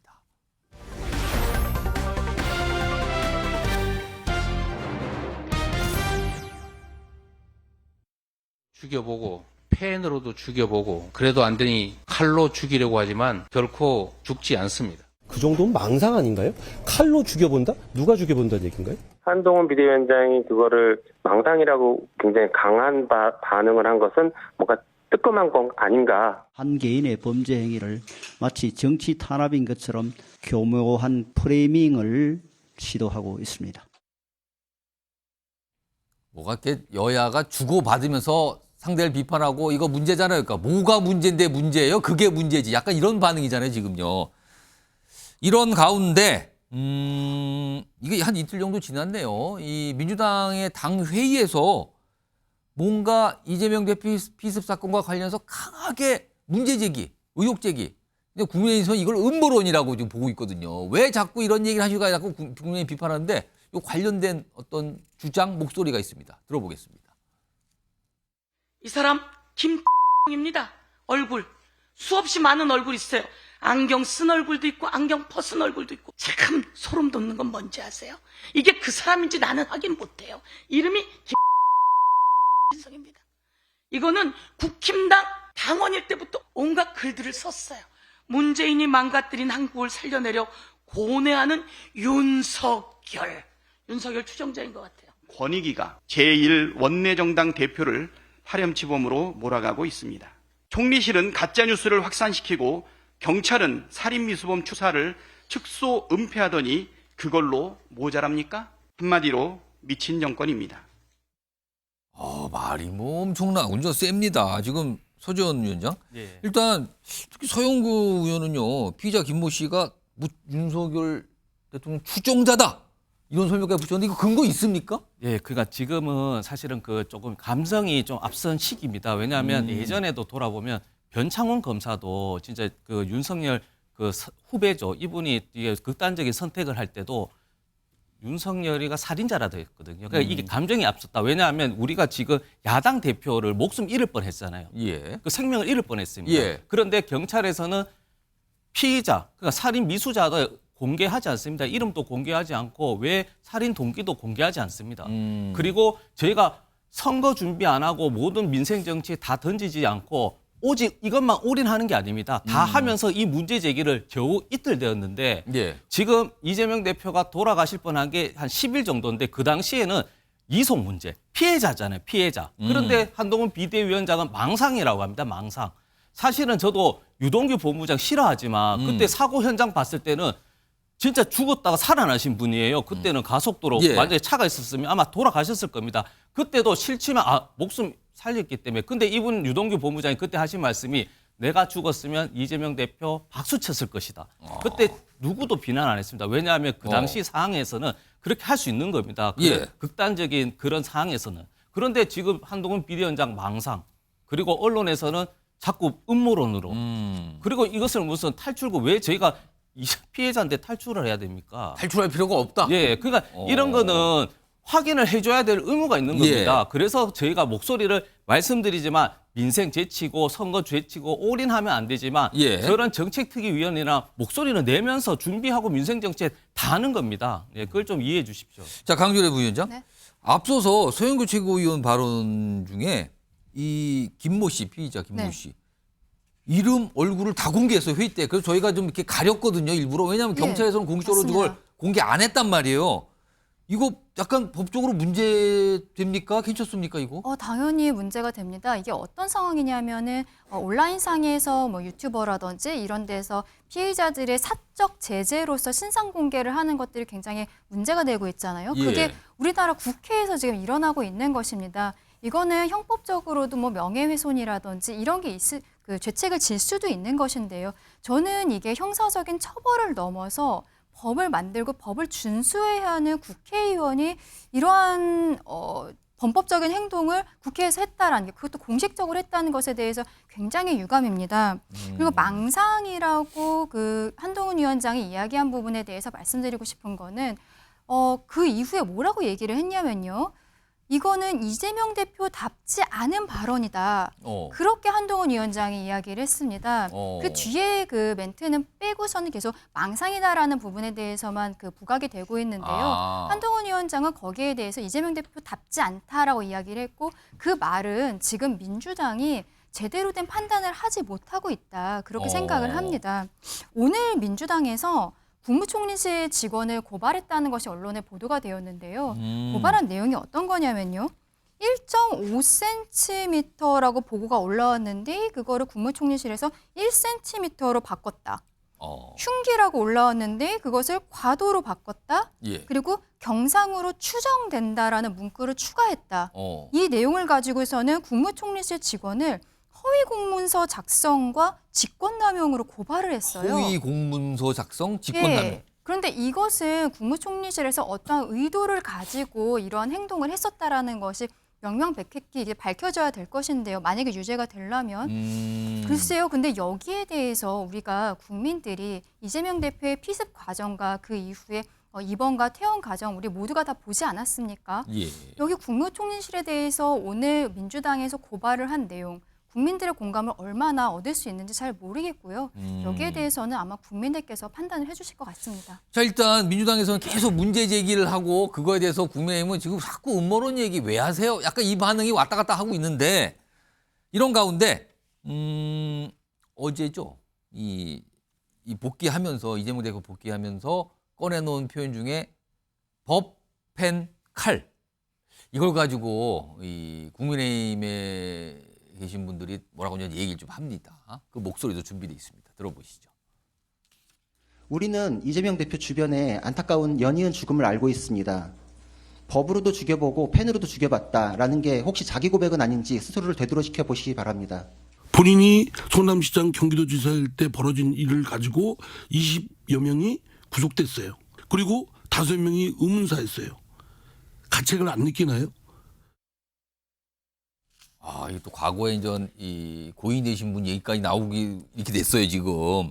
서동 변호사, 이재명 대표의 발언 계속 정치권의 회자가 되고 있네요, 지금. 이재명 대표님께 묻고 싶어요. 이 대표, 주어가 누굽니까? 주어가요? 주어를 이게 말하셔야죠. 이게 누가 그랬다는 거예요? 주어가 없잖아요. 법, 펜, 칼의 그 주어가 누구냐, 지금? 예를 들어 이제 법으로 범죄자 수사하는 게 죽이는 겁니까?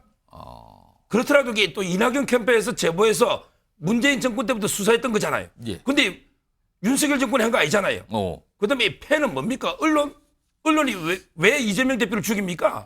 바로 여기 가짜뉴스 하면 심의하고 고발할 수 있잖아요. 특히 저는 칼입니다. 이 칼의 배우가 누구냐 말이에요. 주어를 바뀌세요. 주어를. 이게 윤석열 대통령입니까? 배우가? 한동훈 위원장입니까? 국민의힘입니까? 왜 주어를 못 밝히고 마치 이게 자기가 정권의 탄압을 받는 것처럼 나를 이렇게 죽이려고 이렇게 했지만 내가 살아남았다. 이게 뭡니까? 이게 음모론입니다. 그리고 조금 전에 총리실에요. 고발한 거. 1.5cm는 나중에 서울대에서 수술 다 해보니까 1.4 정도지. 초창기에 발표할 때 0.1mm까지 어떻게 다 압니까? 그다음에 그 칼은 뭐 김어준 씨는 사시미 칼 뭐 어쩐 거 하지만 이게 그게 아니잖아요. 흉기가. 그거 아니잖아요. 그리고 이게 열상 자상 구별하는 국민이 누가 있어요? 열상이면 어떻고 자상이면 동정률이 확 납니까? 말도 안 되는 게 업무를 고발하고 있는데 저는 이게 뭐냐? 헬기 이송과 서울대병원 이송 부정적 여론을 듣기 위한 꼼수다. 이러면. 마지막 그 얘기를 하시려고 쭉 설명하신 거죠 지금. 예. 성추인 부의장, 이재명 대표 발언이 계속 정치권에 회자되고 지금 뭐 국민의힘에서 계속 반응이 나오고 있어요. 이거 어떻게 들으셨어요?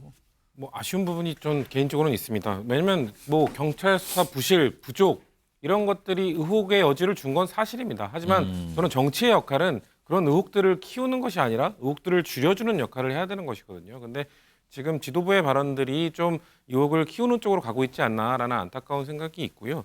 그렇기 때문에 지금 당의 지도부가들이 전부 2월 2일 그 이재명 대표의 테러 여기에 너무 집중하다 보니까 우리 당이 발표하는 정책 그리고 지금 민재형이 8호까지 나왔는데 훌륭한 분들을 모시고 발표를 하는데 다 묻히고 있어요. 그러니까 모든 민주당 관련 이슈들이 지금 테러 관련 이슈에 묻히고 있기 때문에 이거는 조금 우리가 전략적으로도 좀 조정을 해야 된다. 만약에 이것을 총선 전략으로 잡았다면 저는 수정할 필요가 있다고 생각합니다. 왜냐하면 이번 총선은 지금 지지층 확고히 하는 전략으로는 통할 수 있는 게 아니라 중도 확장 전략을 써야 되거든요. 그런 측면에서 지금 민주당이 총선 전략을 지금 제대로 설정하고 있는가를 이번 이 테러 사건 대응을 보면서 좀 고민을 해봐야 되는 시점이 왔다라고 저는 봅니다. 근데 이렇게 여야 얘기 들어보면 이거 쉽게 끝날 것 같지는 않아요 지금. 보니까 뭐 만만치 않은 상황으로 보입니다 지금. 뭐 갈등 상황이 너무 많은데 또 이게 뭐 추가된 것 같기도 합니다 지금. 자, 그럼 여기서요 목요일마다 찾아오는 순서 뉴스와이드의 특별판 이상 토크 진행해 보겠습니다. 오늘은요 방금 다뤘습니다. 이 대표님을 좀 만나보겠습니다. 자, 이 대표님 나와 계시죠? 예, 부산대병원 의료진 여러분 그리고 부산 시민과 경찰, 소방 모두 감사드립니다. 부산 얘기를 하시면서 바로 인사하는데 목은 좀 괜찮으십니까? 예, 건강히 잘 회복 중입니다. 알겠습니다. 바로 질문 좀 드릴게요.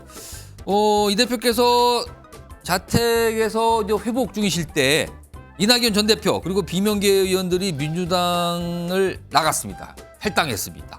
자택에서 이 소식 전에 들으셨을 것 같은데 어떤 심정이셨을까요? 예, 뭐 저희 당을 위해서 통합과 단합하기 위해서 최대한 노력을 했는데 그것이 잘 안 된 것 같아서 안타깝습니다. 대표님 지난달 말 12월 30일 눈이 펑펑 내릴 때 이낙연 전 대표 만나셨잖아요. 그때 이미 갈라서겠구나 이렇게 직감하셨는지요? 예, 뭐 저는 답변 드렸습니다. 답변 드렸다는데 들으셨어요? 와.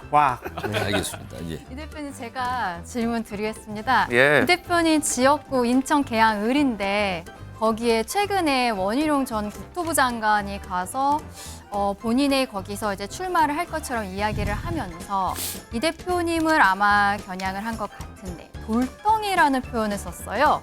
어떻게 생각하세요? 예, 뭐 유행가 중에 그런 노래가 있죠. 난 말야 똑똑히 봐워 깎일수록 세질수록 더욱 세지고 강해지는 돌덩이. 대표님 땡 나왔거든요. 예, 하현우 씨가 지적하실 필요 없고요. 예, 하현우 씨가 부른 돌덩이라는 노래인데 더욱 단단해질 뿐이지 부서지거나 그러지 않습니다. 돌덩이가 같은 표현인데 원희룡 전 장관은 약간 걸림돌의 돌덩이인데 여기는 더욱 강해지는 돌덩이. 다르게 보시는데 그러면요 제가 질문 좀 바꿔서 이재명 대표 이 대표께서 인천 계양을의 재선 도전을 하십니까? 안 하십니까? 예, 뭐 제 지역구가 어딘지 아시나요? 압니다. 예, 뭐 지역구 의원이 지역구에 출마하는 게 통상적이고 당연한 논리 아니겠습니까? 아무리 언론이라지만은 그런 질문은 좀 지양해 주시면 고맙겠고 통상적 기준과 절차에 따라서 좀 질문해 주면 좋겠다 이런 생각이 듭니다. 마치 제가 잘못된 질문을 한 것처럼 말씀하시는데 아무리 언론이라지만 그건 경우 아니죠. 혹시 그럼 비례대표로는 가실 생각이 있으십니까? 예, 전 답변 드렸습니다. 알겠습니다. 그럼요 여기서 이제 이 대표와 관련해서 안철수 의원이 한마디 하신 게 있거든요. 그 목소리부터 좀 들어보겠습니다. 저는 설마 비례대표까지로 갈까 그런 생각을 합니다. 사실 정치인이 이렇게 비겁한 모습을 보이면 정치 생명은 저는 끝이라고 생각합니다. 그래서 설마 뭐 그런 선택은 하시지 않지 않을까 그렇게 희망합니다. 의원이 다른 데 갈 게 아니라 분당으로 와서 자신과 정면 승부하자 이렇게 이야기를 하는데 어떻게 대답하시겠습니까? 예, 뭐 우리 국민 여러분께서 저를 살려주셨던 것처럼 이 나라의 주인인 국민 여러분만 보고 가겠다 이렇게 말씀드리겠습니다. 실망입니다. 실망입니다. 예. 이 대표님 회복 중이실 때 국민의힘 한동훈 비대위원장은 전국을 돌아다녔는데 가는 데마다 인기가 엄청났어요. 이 대표님 거기에 대해서는 어떻게 예, 생각하시나요? 어쨌든 비정상의 나라로 지금 퇴보하고 있는 것 같습니다. 예, 정상적인 나라가 비정상적으로 가고 있는데 과연 이 정권이 주어진 권력을 제대로 행사하고 있는지 국민 여러분께서 판단하시라 생각합니다. 대표님 데이터가 중요하거든요. PK 여론이 중요하다. 총선 때 이런 이야기를 하는데 한 조사기관의 대선 후보 차기 정치 지지자 조사에서 거의 뭐 한동훈 비대위원장이 바짝 쫓아왔다. 부산, 울산, 경남에서는 더 앞섰다. 이런 결과가 보이네요. 예, 뭐 열심히 하겠습니다. 예, 여기까지 하시죠. 예, 그럼 이 대표님 가시면 안 되는데요. 대표님. 그냥 가셔버렸어요. 제가 오늘 질문 하나를 드리려고 그랬는데 오늘 이 대표께서 뭐 150석 이상 얻을 수 있다 이런 가능성을 주셨다는 얘기가 속보처럼 들어왔는데 그냥 가버리셨네요. 이재명 대표님이요. 나가면서 이렇게 하니 예의가 없어. 그렇군요. 알겠습니다. 이제 뭐 이상 토크 마셔야 되는데요. 이상민 크리에이터 그냥 나가버리셨어요 지금요. 이 대표와 함께. 그래서 그냥 대신 인사드리겠습니다. 수고 많으셨습니다. 자, 다음 이슈 마지막 준비되어 있는데요. 일단 제목부터 확인해 보겠습니다. 김정은 SUV와 트럼프 포비아. 이게 무슨 관련이 있을까요? 김정은 SUV면 자동차인데 트럼프 포비아 관련이 있는 듯 없는 듯 제목이 좀 나왔습니다. 우선 김정은 관련 영상부터 좀 보겠습니다.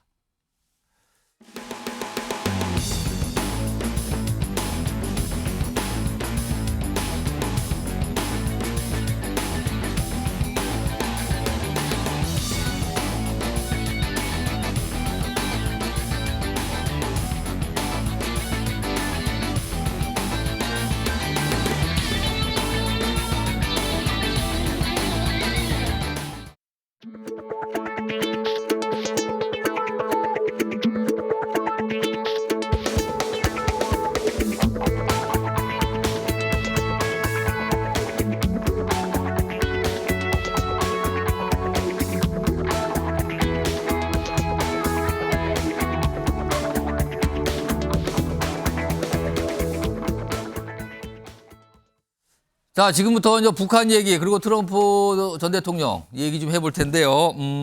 한국군사문제연구원 김열수 안보전략실장 오늘 좀 모셨습니다. 안녕하십니까? 네, 안녕하세요.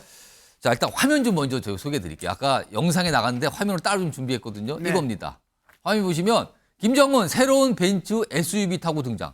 저거 뭐 거의 한 3억 금방까지 간다는 차인데요. 앞서서는 벤츠 굉장히 고급 승용차를 최근에 타는 모습이 공개가 됐는데 이거 조선중앙TV에서 그냥 보여준 거예요. 그럼 북한 주민들 다 보라고 보여준 거잖아요. 자, 김열수 실장님. 네. 지금 북한 내부가요. 뭐 아사자가 나올 정도로 식량난도 심하고 경제도 안 좋다 이렇게 나오는데 왜 저런 비싼 차를 타는 모습 저런 거를 공개를 하는 거를 대놓고 지금 보여주는 거잖아요. 이거 과시하는 겁니까? 왜 보여주는 겁니까? 주민들한테? 저거 뭐 주민들한테 보여주는 대내용은 아니고요. 예. 제가 볼 때는 대외용이라고 생각을 해요. 이제 김정은 입장에서 보면 독재자잖아요. 예. 독재자가 자기가 저거보다 더 비싼 차들 많은 건 아시죠? 그렇겠습니다. 뭐 5억짜리, 6억짜리도 있고 그런데 그거 안 타고 그래도 2억대 타잖아요. 3억대 정도 타는 건데. 그걸 가지고 뭐라고 얘기하기는 좀 그렇지 않은 북한 거라 주민들은 생각하고. 그런 얘기할 생각도 못 한다는 겁니까? 북한 주민들 입장에서는 그러는 거죠. 왕인데 왕이 의관도 다르고 차도 다르고 뭐 그건 당연하게 저는 생각할 거라고 생각하고요. 그것이 문제가 아니라 대외용이라고 저는 생각을 해요. 그게 무슨 얘기냐면 아무리 대북 제재 해봐라. 예. 아무리 대북 제재 해도 나 이렇게 이거 타고 다니는데 아무 이상 없다. 이거 전부 다 사치품이기 때문에 북한으로 수출하면 안 되는 품목이거든요. 제재 대상이잖아요. 제재 대상입니다. 그런데 저것을 번듯이 공개했다라고 하는 것은 저게 김정은이 타는 차만 공개한 것이 아니잖아요. 사실상 노동당 중앙위원회 전원회의할 때 작년 연말에 예. 그때 간부들 삥삥 그러면서 뭐 차문 잠그는 것까지도 다 보여줬잖아요. 지금 나옵니다, 지금요. 저런 네. 차들 타고 다녔어요. 저걸 왜 보여주느냐. 그러니까 예. 대북 제재 해봤자 소용없다라고 하는 것을 과시할 목적으로 외부 지향용이지 내부용은 아니다 저는 봐요. 이게요, 누군가 줬으니까. 근데 지금 화면 하나 더 보겠습니다. 네네. 지금 이게 이 자동차 제조사에서 나온 설명이 있어요. 그 내용 네. 좀 보겠습니다. 이겁니다. 이게 독일 본사에서 설명이 나왔어요. 이게 아무래도 화제가 되니까 물어볼 거 아니에요. 근데 예. 15년 넘게 북한과 거래한 적 없다. 이거 미국과 유럽연합의 금수 조치 엄격히 우린 당연하죠. 준수하고 있는데 우린 모릅니다거든요. 이거 러시아인가요? 중국인가? 이거 어디서 왔다고 봐야 됩니까? 당연하죠. 그건 그게 저기 독일에 있는 저 자동차 회사에서 절대로 북한하고 거래 안 하죠. 그러면은 북한에서 지금 저걸 사고 싶어도 거래가 안 되니까 예. 밖에 나가 있는 공간들이 많이 있잖아요. 북한 공간들이. 그쪽에서 또 직접 거래하면 안 되니까. 거기서 또 어떤 사람을 통해 가지고 이제 샀겠죠. 사서 또 한 번 세탁을 하고 또 한 번 세탁을 해서 최종적으로 이제 북한에 들어간다라고 볼 수가 있고요.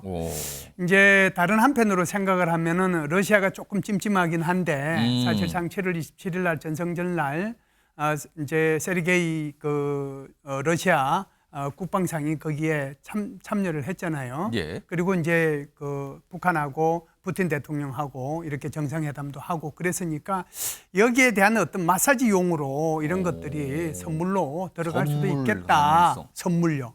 예, 선물로 들어갈 수도 있겠다. 사실상 저거 뭐 한 대, 10대, 100대 해봤자 그 돈이라고 하는 것은 예. 북한이 팔은 러시아에 예. 팔은 총포, 탄, 미사일에 비해서는 아무것도 아니잖아요. 예. 그러면 좀 더 뭐 김정은의 환심을 사기 위해서 보냈을 수도 있겠다. 그런 생각은 합니다. 지금 저 말씀하시는 동안 이제 마모 표현 썼잖아요. 이제 속칭 표현인데 제가 그걸 분위기 조성이다 이렇게 좀 바로 잡겠습니다. 네, 이거 네, 방송용으로 제가 네, 수정하겠습니다. 네. 예, 예. 자, 그런데요. 지난해 연말부터 그리고 연초에도 이어졌는데 김정은 위원장 발언이 굉장히 호전적으로 바뀌었어요. 네. 이거 어떻게 분석해야 됩니까? 이것은 이제 북한이 근본적으로 대남 정책 방향을 180도로 변경을 시켰다라고 봐야 되겠죠. 그래서 그 전까지는 이제 김정은의 표현 속에 그런 말들이 다 들어 있어요. 해답이 다 들어 있는데 그걸 이제 세부적으로 안 읽어보면 예. 또 이제 그렇게 큰 관심이 없으니까 활자된 내용만 이렇게 볼 수 있는데 김정은 스스로가 다 그 얘기했어요. 지난 70여 년 동안의 남북 간의 관계에 있어서 통일도 얘기해보고 평화 통일도 얘기해보고 예. 화해 협력도 얘기해보고 그걸로 해서 뭐 해봤는데 사실상 한국에서는 10번에 걸쳐서 대통령이 진보와 뭐 보수 쪽으로 이렇게 해서 했는데 그럼에도 불구하고 그들이 내세운 정책, 대북 예. 정책 하나는 변하지 않는 게 있더라. 그것이 바로 자유민주주의로의 통일이더라. 그러니 나는 지금 이것을 더 이상은 내가 용납은 못하겠다. 그래서 대남 정책 방향을 180도로 바꾸겠다. 이제는 민족이라는 말도 쓰지 말고 예. 뭐 그거는 거추장스러운 수사적인 표현일 뿐이다. 그래서 한국이라고 하는 것은 적대적인 교정국 관계에 있다는 현실을 똑바로 인식을 하고 이런 차원에서 전부 다 헌법도 바꾸고 이것을 전부 다 그 법령에다가 넣고 교육도 그렇게 시켜라라고 얘기를 하는 거거든요. 그래서 근본적인 대남 정책이 바뀌었는데 예. 문제는 이런 게 있을 거 아니에요. 그럼 왜 바뀌었지 지금 이 시기에? 예, 지금 왜? 바로 그거예요. 그건데 제가 판단할 때는 2020년, 2021년, 2023년 북한이 제정한 법령 속에 그 답이 있다고 생각을 해요. 2020년에는 북한이 반동 문화사상 배격법이라고 하는 걸 만들었거든요. 예. 지금도 인터넷에 치면 문화사상 예. 배격법이 쫙 나와 있어요. 예. 그 내용을 읽어보면 전부 다 한국의 이런 이제 거기는 괴뢰라는 표현을 써요. 한국의 문화, 한국의 뭐 언어 이런 거 쓰지 말라라고 하는 예. 거고요. 2021년도에는 청년문화보장법을 만들었고요. 그리고 이제 작년에는 평양문화어 강화법 이런 걸 예. 만들었어요. 이 말이 뭐냐면 지금 북한에서는 한국의 문화, 한국의 소프트 파워, 한국의 예. K-팝을 포함해서 한류 이것이 너무나 넓게 퍼져 있다는 거죠. 그럼 이 상태로 계속 유지해 가서는 자신들이 거꾸로 한국에 의해서 흡수 통일될 수 있다는 그런 이제 위기감이 있는 예. 거거든요. 그래서 이렇게 방향을 바꾸지 않았는가 이렇게 봅니다. 앞서서 이 주제 제목 뒷부분에 트럼프 전 대통령이 나왔잖아요. 네네. 화면 좀 보겠습니다. 지금요, 트럼프 전 대통령이 지금 이 경선, 첫 번째 경선에서 압승을 거뒀잖아요. 그래서 지금 전 세계가 이거 이러다가 트럼프 또 대통령 되는 거 아닌가 이런 걱정을 하고 있다요. 그래요. 지금 다보스 포럼 지금 열리고 있는데 여기서 경제 얘기하는 게 아니라 트럼프 재집권하면 어떻게 되는 거지? 뭐 이런 거에 온통 관심사가 쏠렸다는 얘기가 나오는데 트럼프 전 대통령의 모습, 목소리 들어보겠습니다.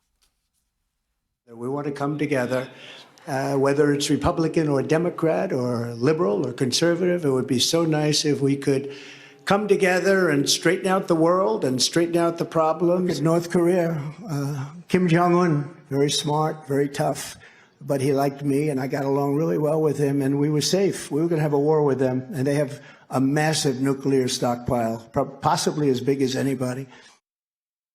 자, 김 실장님, 네. 혹시 이러다 트럼프 대통령 재집권하면 북핵을 인정해버릴 가능성 이거 어떻게 됩니까? 충분히 있다라고 봐야죠. 그래서 지금 북한 문제를 관리하기 위해서 북한 핵을 용인해 주는 대신에 이제 여기에 그 경제 제재를 조금 완화시켜 주는 거거든요. 그럼 우리 쪽의 입장에서 보면은 북한 핵을 용인한다는 것은 이제 현재 상태로 동결을 한다는 것이잖아요. 예. 그러면은 북한을 핵 국가로 인정해 준다는 그렇게 되는 것이죠. 건데. 그래서 이것은 이제 한국 안보에 결정적으로 나쁜 영향을 미칠 수 있기 때문에 예. 여기에 대한 대비가 필요하다 이렇게 봅니다. 오늘 많은 얘기가 있는데 시간 제약상 여기서 좀 마무리 좀 해야겠네요.